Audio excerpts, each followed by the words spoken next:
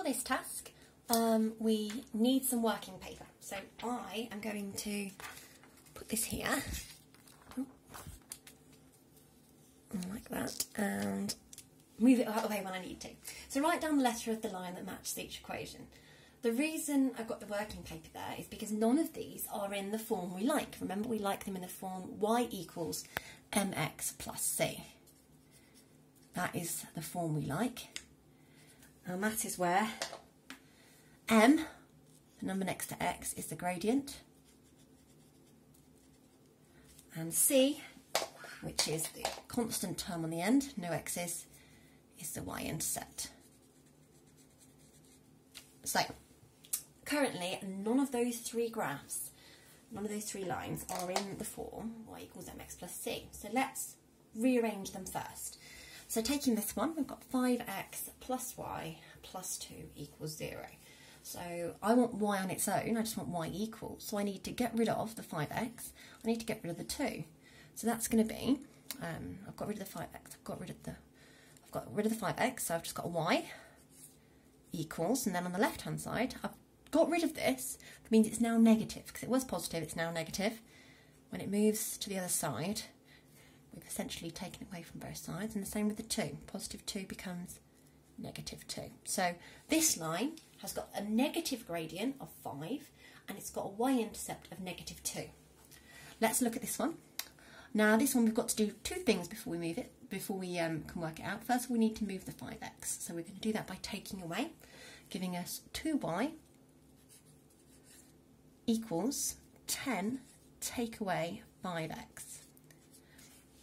So again, this one has got a, oh no, hang on, we're not finished. Why are we not finished? Because it's not y equals, it must be y equals.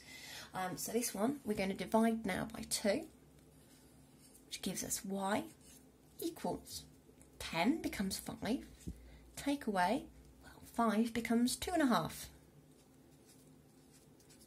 So, even though they looked very similar, this line has a gradient of negative 5x, this line has a gradient of negative 2.5x.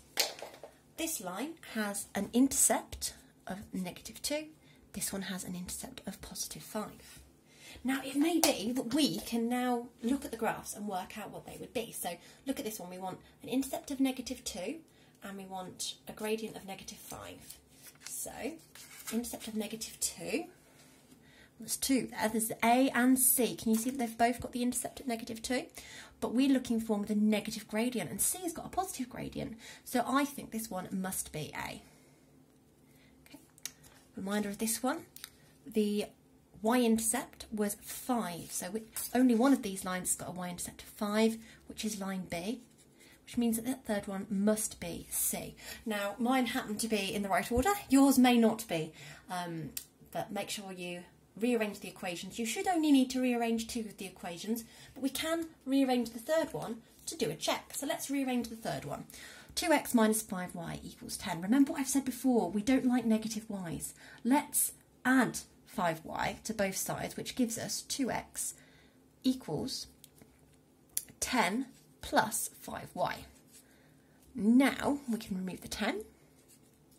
2x take away 10 equals 5y, and now we can divide by 5.